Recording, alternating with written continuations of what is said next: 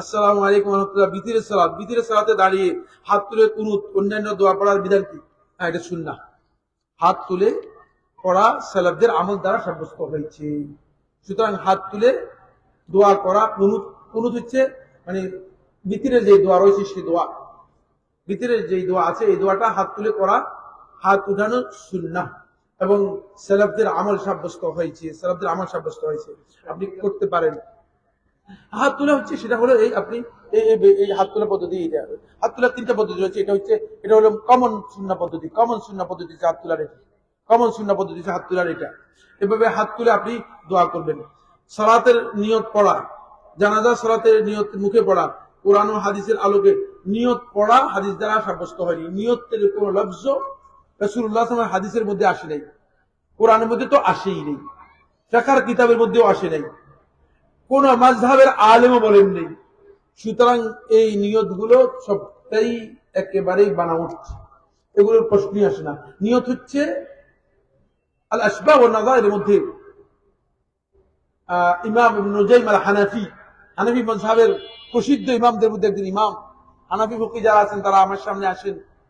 এই ইমাম ইবনে নুজাইম আল হানাফি রাহমাতুল্লাহ আলাইহি আসবাব ওয়ান নাযায়ের মধ্যে উল্লেখ করেছেন আম্মান নিয়তু ফামাহাল্লুহাল কলবু, নিয়তের স্থান হচ্ছে অন্তর। অন্তরের জিনিস মুখে বলা যায় না, অন্তরের জিনিস মুখ দিয়ে বলা হয় না, যেটা অন্তরের কাজ সেটা অন্তর দিয়ে করতে হয়। অন্তরের মধ্যে ইচ্ছা করাটাই হচ্ছে নিয়ত। সুতরাং আপনি ওই কাজের অন্তরে ইচ্ছা করলেই নিয়ত হয়ে যাবে, এটাকে মুখে উচ্চারণ করার কোনো প্রয়োজন নেই। আমাদের সমাজে প্রচলিত মৃত ব্যক্তির জন্য তাহলিল 1,00,000 বার লা ইলাহা ইল্লাল্লাহ পড়ে কোরআন হাদিসের না, এই তাহলিল সুন্নাহ দ্বারা সাব্যস্ত হয়নি। মৃত ব্যক্তির জন্য যে তাহলিল খতম করা হয় তাকে, এই তাহলিল খতম মানে সুন্নাহ দ্বারা সাব্যস্ত হয়নি, কোন হাদিস এর মর্মে নেই। 1,00,000 বার নয়, এর চেয়েও যদি 3,00,000 বারও পড়েন এতে কোনো লাভ হবে না। কারণ হচ্ছে সুন্নাহ দ্বারা যেটা সাব্যস্ত হয় নাই সেটা মন গড়া যদি আমল করে থাকেন তাহলে মন গড়া আমল, আগে তো বলছি যে জায়েজ আমল পর্যন্ত নবী সাল্লাল্লাহু আলাইহি ওয়াসাল্লাম সুন্নাহ অনুযায়ী না হলে তাহলে গ্রহণযোগ্য হবে না। আর এটা মন গড়া আমল, এটা যদি করে এটা গ্রহণযোগ্য হবে? প্রশ্নই আসে না, সব তো পাবেই না, সব তো হবেই না। বরং দেখা যায় যে তাহলিল খতমের জন্য 10 জন না 11 জন, আমি জানি না, মনে হয় 20 জন আলেম নিয়ে আসে, নিয়ে এসে তাদের সবাইকে 500 টাকা, টাকাটাও বরবাদ, খতমটাও বরবাদ, সবটাই বরবাদ, কোনো লাভ নেই। কারণ হচ্ছে এটা ইবাদত হিসেবে সাব্যস্ত হয়নি, এটা ইবাদত হিসেবে সাব্যস্ত হয়নি। একটি আমলও কোন সাহাবীর আমল সাব্যস্ত হয়নি, কোন তাবির আমল সাব্যস্ত হয়নি। আচ্ছা, সাহাবীর আমল বাদ দিলাম, তাবির আমল বাদ দিলাম, ইমাম আবু হানিফা রাহমাতুল্লাহ থেকে নিয়ে আসেন, যদি প্রমাণ থাকে ইমাম আবু হানিফা রাহমাতুল্লাহ নিয়ে আসেন, ইমাম আবু হানিফা রাহমাতুল্লাহ থেকেও সাব্যস্ত হয়। হানাফি ভাইরা যারা আছেন, হানাফিরা যারা আছেন, হানাফি মাযহাবে যারা বলেন হানাফি মাযহাব থেকে নিয়ে আসেন, না না, এই ধরনের জিনিস সাব্যস্ত হয়নি। ফরজ সালাতে সালাম ফেরানোর পর সম্মিলিত মুনাজাত করা যাবে? ফরজ সালাতে সালাম ফিরানোর পরে সম্মিলিত মুনাজাত হাদিসে আসে নাই। নবী সাল্লাল্লাহু আলাইহি ওয়াসাল্লাম নামাজ ফরজ হওয়ার পরে নবী সাল্লাল্লাহু আলাইহি ওয়াসাল্লাম কি এক ওয়াক্ত নামাজ পড়েছেন না অনেক ওয়াক্ত নামাজ পড়েছেন? শত শত ওয়াক্ত নামাজ পড়েছেন। একজন সাহাবী একদিনের জন্য বর্ণনা করেন নাই যে ফরজ সালাতে পরে নবী সাল্লাল্লাহু আলাইহি ওয়াসাল্লাম সাহাবায়ে কেরামদেরকে নিয়ে সম্মিলিত দোয়া করেছেন, সাব্যস্ত হয়নি। বরং সাহাবীরা নবী সাল্লাল্লাহু আলাইহি ওয়াসাল্লাম ফরজ সালাতের পরে কি করতেন, কি কি আজকার, কি কি জিকির রাসূলুল্লাহ সাল্লাল্লাহু আলাইহি ওয়াসাল্লাম শিক্ষা দিয়েছেন সাহাবায়ে কেরামগণ সেগুলো বর্ণনা করেছেন, সেগুলো হাদিসের মধ্যে আছে। সুতরাং সেগুলো বাদ দিয়ে আপনি মন গড়া তৈরি করতেছেন কেন? আপনি যদি মনে করেন যে আল্লাহ তাআলার কাছে এমনি দোয়া করবেন, যে কোনো সময় দোয়া করতে পারেন। আর ওই সম্মিলিত মুনাজাতের কারণে, ওই সম্মিলিত মুনাজাতের কারণে রাসূলুল্লাহ সাল্লাল্লাহু আলাইহি ওয়াসাল্লামের সুন্নাত যেগুলো আছে সুন্নাতগুলো সব উঠে চলে গেছে। সুন্নাত একজনও আদায় করে না, একজনে যে সুন্নাতগুলো আছে সেগুলো আদায় করে না, ওই সম্মিলিত মুনাজাত তাদের ক্ষতি করে দিয়েছে। জানাজা সালাতের সময় লাশকে সামনে রেখে দীর্ঘ সময় বক্তব্য দেয়া কতটুকু জায়েজ? না। জানাজার সালাত এটা শুধুমাত্র মৃত ব্যক্তির জন্য দোয়া। যত দ্রুত জানাজার সালাত তাকে সালাত আদায় করে তাকে দাফন করবেন, এটা হচ্ছে নির্দেশ। রাসূলুল্লাহ সাল্লাল্লাহু আলাইহি ওয়াসাল্লাম বলেছেন তাআজ্জালু বিহা, সুনান তিরমিজি riwayতের মধ্যে এসেছে তোমরা যত দ্রুত পারো তাকে দাফন করো, যত দ্রুত পারো দাফন করো। এখন আপনি এখানে ওয়াজ মাহফিল লাগিয়ে দিয়েছেন। আরে বাবা, যে ব্যক্তি জীবনে মানে এমনি ওয়াজ মাহফিল থেকে ওয়াজ নিয়ে নাই, সে জানাজার থেকে ওয়াজ দিবে, এটা বিশ্বাস করেন? এটা বিশ্বাস করেন? প্রশ্নই আসে না। হ্যাঁ, খুব ভালো করে খেয়াল করুন, যদি কোনো হকের বিষয় থাকে, সংশ্লিষ্ট হকের বিষয় থাকে, তাহলে শুধুমাত্র বলবে যে এই মৃত ব্যক্তির হক যদি এটা আপনারা কেউ পেয়ে থাকেন, তাহলে তার হকটুকু আদায় করে দেবেন, অথবা তার কাছে পাইলে আপনারা আমাদেরকে বলবেন, আমাদের কাছ থেকে নেবেন। এটা জায়েজ রয়েছে, এটা জায়েজ রয়েছে। রাসূলুল্লাহ সাল্লাল্লাহু আলাইহি ওয়াসাল্লাম সাহাবীর জানাজা আসলেন, এসে জিজ্ঞেস করেন, হাল আলাইহি দাইন, তার কোনো ঋণ আছে কিনা? কালু ইয়া রাসূলুল্লাহ আলাইহি দিরহামান, হে আল্লাহর রাসূল সাল্লাল্লাহু আলাইহি ওয়াসাল্লাম, তার 2 দিরহাম ঋণ আছে। তাহলে বোঝা গেল যে হকের বিষয় থাকলে তাহলে শুধুমাত্র অতটুকু আলোচনা করবেন। আর আরেকটা কাজ করা যায়, সেটা হলো এই, যখন তার জানাজা হবে, জানাজার পরে উপস্থিত যারা থাকবে তারা যদি ভালো লোক হয়, আপনার প্রশংসা করবেন, আপনার বলে যে লোকটা ভালো ছিল। আপনাদেরকে জিজ্ঞেস করে, সবাইকে একত্রিত করে আপনারা কি বলেন, লোকটা ভালো ছিল? এটা না, এটা সুন্নাত না। সুন্নাত হচ্ছে আপনারা নিজেদের পক্ষ থেকে স্বেচ্ছায় বলবেন যে আল্লাহ তাআলা তাকে ক্ষমা করে দিন, তাকে আল্লাহ রাব্বুল আলামিন জান্নাত দিন, লোকটা ভালো মানুষ ছিল। যদি আপনাদের পক্ষ থেকে সাক্ষী হয়, তাহলে এটা আল্লাহ তার কাছে গ্রহণযোগ্য হবে। জামাত চলাকালীন 1 রাকাত বা 2 রাকাত না পেলে ইমাম সাহেবের শেষ বৈঠকে তাশাহুদ বা দরুদ শরীফ পড়তে হবে না, এর কোনো একটি পড়লে হবে। দুটোই পড়তে পারেন, তাশাহুদ এবং দরুদ দুটোই পড়তে পারেন। ইমাম সাহেবের সাথে যতক্ষণ থাকবেন ততক্ষণ পর্যন্ত আপনি তাশাহুদ এবং দরুদ দুটোই পড়া আপনার জন্য জায়েজ এবং সুন্নাহ সম্মত আমল। সুতরাং তাশাহুদ এবং দরুদ দুটোই আপনি করতে পারবেন। যারা মহোদয়,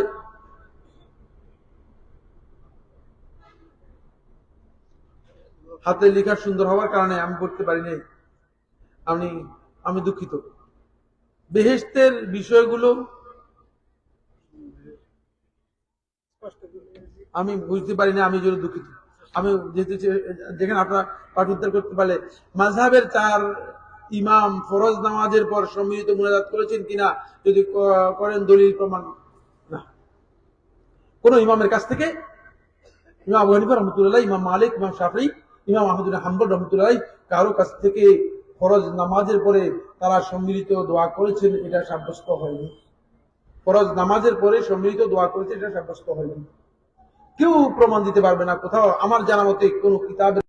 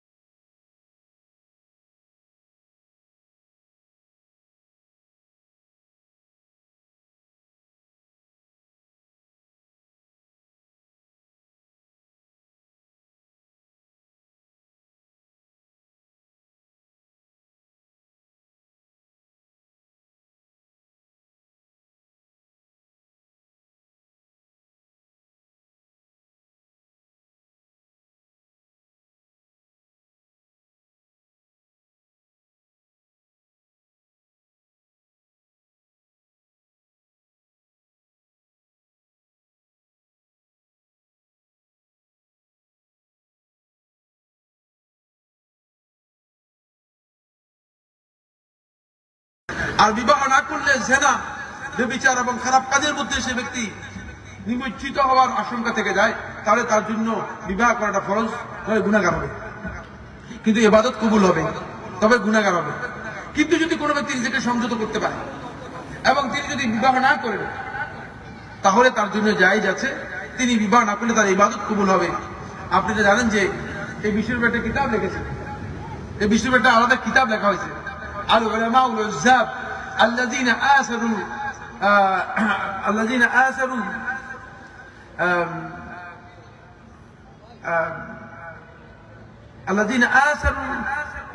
আলা যাওয়াজ, মানে যারা ওই সমস্ত অবিবাহিত আলেম যারা আসারুদ্দিন আলা যাওয়াজ, দ্বীনকে অগ্রাধিকার দেওয়ার জন্য বিবাহ করেন নাই।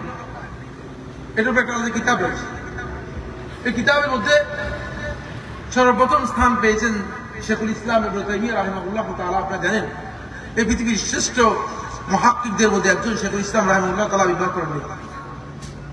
এবং ইমাম শাফিঈ রাহমাতুল্লাহ আলাইহি ফতোয়াই হচ্ছে এটা, যদি কেউ আল্লাহর ইবাদতের জন্য, দ্বীনের জন্য যদি কেউ বিবাহ না করে থাকে, তাহলে এটা তার জন্য বৈধ। এরপরে বিয়ের মোহরানার জন্য টাকার অঙ্কের সর্বনিম্ন সীমা আছে কিনা, থাকলে কত? না, সর্বনিম্ন সীমা নেই। সীমাটা ওরফের সাথে জড়িত, প্রচলন কাস্টমের সাথে জড়িত। 10 টাকা দিয়ে বিয়ে করবেন, এটা বিয়েটা ভালো হবে তো? না, এটা কোনো বিয়ে হলো? এটা একটা তামাশা করলেন। আমি আমার মসজিদের মধ্যে 2টা ঘটনা বলতেছি, আর প্রশ্ন দিবেন না। আমার মসজিদের মধ্যে মানে বিয়ে একটা পড়ানোর জন্য নিয়ে আসছে। তো নিয়ে আসার পরে আমি জিজ্ঞেস করে যে মোহর কত, বলে যে সে 30,000 টাকা মোহর। আমি বলে যে এটা কি, এখন কি আলুর দরে বিয়ে শুরু হয়ে গেছে নাকি? এই মসজিদের মধ্যে 1 লাখ টাকার কমে কেউ আসলে আর বিয়ে পড়াবো না, নিষেধ করে দিবেন। কারণ 1 লাখ টাকা দিয়ে এখন এমনি স্বাভাবিকভাবে কিছুই পাওয়া যাবে না, মানে মন মতো করলেই হয়ে গেল বিয়ে। তামাশা নয় বিয়ে, বিয়ে একটা সামাজিক স্ট্যাটাস আছে, বিয়ের একটা মর্যাদা আছে। বিয়ে এই মাহারটা মূলত ওই নারীর সম্মান সাথে জড়িত। তো আপনি যদি একজন নারীকে 30,000 টাকা দেন, 30,000 টাকা দিয়ে কি করবে? এটা সারা দুঃখিত হবে। অনেকে তো 30,000 টাকায় ভালো সরাসরি পাওয়া যায়, কিন্তু তোমার কোনো হোটেলে গিয়ে 30,000 টাকা খেতে পারবেন না। কারণ আমি আবার এই কয়েকদিন আগে যেতে গিয়েছিলাম, বুঝলেন না, শুধুমাত্র একটা ডিশের বিল দিয়েছে 1500 রিয়াল। 1500 রিয়াল 33 দিয়ে পূরণ করেন, কত টাকা হবে? 1500 রিয়াল, বুঝতে পেরেছেন? একটা ডিশ। তো সুতরাং খাবার তো আপনি একথা মনে করেন না যে মানে আপনি একটা তালাউট করলেন। আবার আরেকটা দিয়ে এখানে আমাকে খুব, মানে আমার ছাত্রই, আমার খুব ঘনিষ্ঠ ছাত্র, তো তারা, আমি জানি না আসলে, মানে আমাকে শুধু বিয়ে পড়ানোর জন্য নিয়ে গেছে। তো আমি গেছি বিয়ে পড়ানোর জন্য, বিয়ে পড়ালাম। বিয়ে পড়ানো জিজ্ঞেস করলাম যে মোহর কত, মোহর কথা বললো। বলে আমরা মানে স্বামী স্ত্রী সম্মত হয়ে 30,000 টাকা মোহর নির্ধারণ করেছি। মোহর 30,000 টাকা, 30,000 টাকা মোহর নির্ধারণ করেছে। আমি মনে হচ্ছি হয়তো তারা গরিব বা স্বাভাবিক অবস্থায় এই জন্য 30,000 টাকা নির্ধারণ করেছে। শেষে মসজিদের দূর থেকে ইমাম সাহেব বসে আছে। ইমাম একটু আমাদের বিরোধী, মানে আমাদের এই আকিদা মানহাজের লোক না, দূরে বসে আছে, কিন্তু আমাকে সে চিনে। কারণ আমাকে অনেকে তো টেলিভিশন দেখে, বুঝলেন না, প্রতিদিন টেলিভিশনে আমার প্রোগ্রাম আছে বলে আমাকে তো দেখে এবং চিনে। ইমাম সাহেব দূর থেকে আসলেন, এসে বলে, শেখ আপনি যদি বিয়েটা পড়ালেন, 30,000 টাকায় বিয়েটা পড়ালেন, এটা কোন সুন্নত হলো? আর 5.5 লক্ষ টাকা দিয়ে হল ভাড়া করে হলের মধ্যে খাবার নিচ্ছে, বিয়ের মোহর আলা নিচ্ছে 30,000 টাকা। আমি তো থ হয়ে গেলাম, আমার মাথার উপর বলে দিল একটা কিছু ভেঙে পড়লো। আর করে কি বলতেছে আমি, এটা তো আমি জানি না। আমি তার ডাক্তার বলে যাই না, বিয়ের মোহর কত নির্ধারণ করছে? 30,000 টাকা। আমি হল ভাড়া করতে সে 5 লাখ 5.5 লাখ টাকার মতো হবে মনে হয়। 5.5 লাখ টাকা যদি হলে খরচ করতে পারো মিয়া, একজন নারীর সম্মান তোমার কাছে 30,000 টাকা কেমনে হলো? জানতে হবে এটি সমাজের কাস্টম সাথে জড়িত। সুতরাং এটাকে সর্বনিম্ন আমি সাইফুল্লাহ মনগড়া করলে হবে না, সর্বনিম্ন করার পর হতে পাবে। নবী সাল্লাল্লাহু আলাইহি ওয়াসাল্লাম এক্ষেত্রে বাড়াবাড়ি করতে নিষেধ করেছেন, এক্ষেত্রে অতিরঞ্জন করতে নবী সাল্লাল্লাহু নিষেধ করেছেন। মুআবিয়া রাদিয়াল্লাহু এবং আলী রাদিয়াল্লাহু যুদ্ধে আপনি কাকে হক মনে করেন? দুইজনই হকের উপর প্রতিষ্ঠিত ছিল, দুইজনই হকের উপর প্রতিষ্ঠিত। কারণ এটা ইজতিহাদি মাসআলা, ইজতিহাদি মাসআলার ব্যাপারে মানে দুইজনই হকের উপর থাকে। ইজতিহাদি মাসালার ক্ষেত্রে এইজন হক এইজন বাতিল এ কথা বলা হারাম জায়েজ নেই। এখন আপনার 1 ঘন্টা সময় লাগবে যদি আলোচনা করি, আমার আলোচনা আছে অনলাইনে, আমার এই আলোচনা আছে, আপনারা পেয়ে যাবেন। আর আজকের আলোচনার মধ্যে আর কথা বাড়াতে চাই না।